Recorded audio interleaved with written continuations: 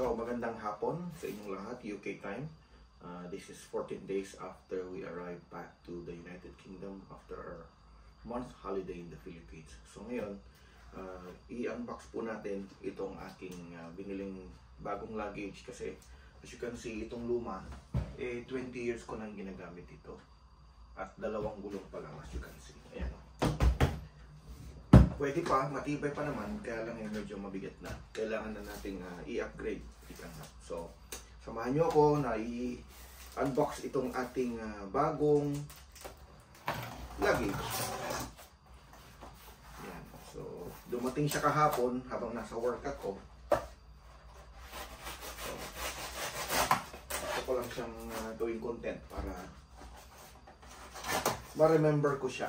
So, the date today is January 10, 2024. Ayan.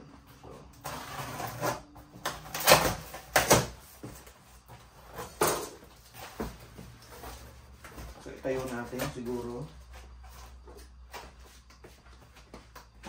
Ito ka muna sa gilid. Luma.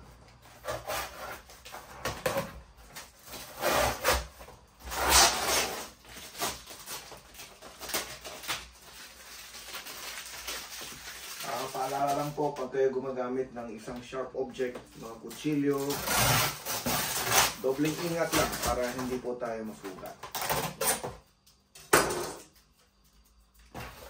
So, eto na po siya. Itong kulay ay maganda siya para sa akin, para madaling makita. Eto na. Ko. Yan.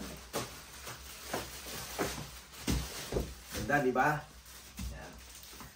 So, yan siya. Buksan natin yung kanyang plastic bag. Diba ang pareho lang. Totally sealed. Nakalagay pala huwag daw tanggapin pag broken yung seal niya. Yan.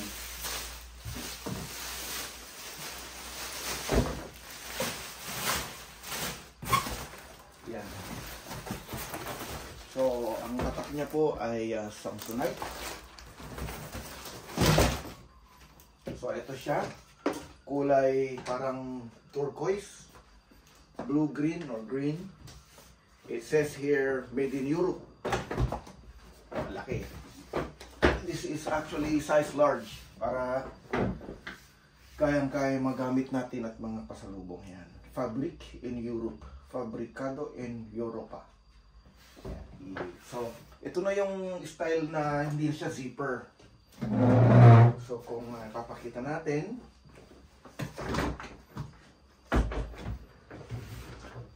ganito siya.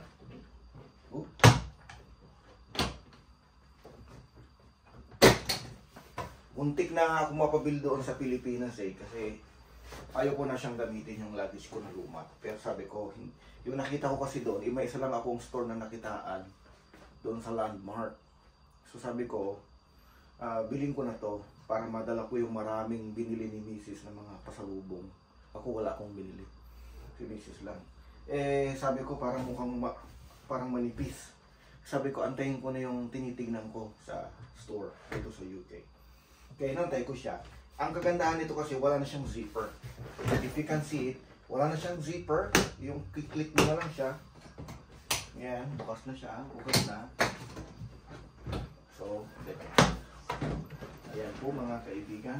So, ito na yung main compartment niya. Ayan. Wala nang zipper, hindi ka na mananakawan dito. Although wala naman akong naranasan na nanakawan ko before. Pero just to avoid that na manakawan, dito na tayo sa moderno. Dito na tayo sa modern. Ayan. So, dalawang compartment. Hindi na ako mag-struggle na magsara. Kasi sa luma ko, parang struggle na ako magsara pagka madami na yung bit-bit ko. So, ayan. Maganda yung material niya, pati yung kulay. Pagdating sa baggage claim, madali ko na siyang makita kasi yung kulay niya. So, tsaka ako na lang po pag-aaralan kung paano i-set kasi may mga susi pa siya. O nga pala, no, hindi natin nakita yung susi. Anyway, may lock naman ito. Nandyan lang siya somewhere. So, tingnan natin. Ayun, hanggang ganyan lang pala. So, kung ano siguro. Ayan siya, 4 wheels na siya. So, hindi na ako mahihirapan ngayon. Ayan o, taas. Malaki siya. Oh, halos mataas ng konti doon sa luma ko. Tapos maganda. Ayan siya. Spinner. Aqua blue pala ang color niya. So, this is colored aqua blue. Tapos mayroon pa siyang kwan dito. Pwede kong paglagyan ng pangalan. Ayun. So, yun po. With that, thank you mga kaibigan. At ako po'y masaya dito sa aking nabili na bagong Samsonite luggage. To God be the glory and God bless us all.